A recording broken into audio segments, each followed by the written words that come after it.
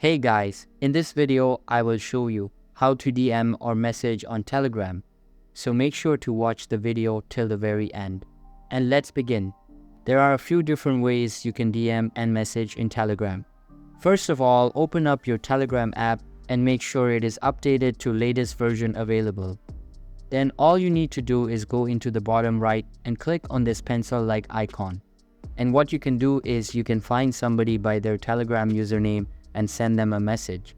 So what you can do is go and click on search at the top here and go and type in their username just like so, and I'll go and search for it. And it should then go and find it in the global search. You can then go and click on the result and you can go and send them a message just like so.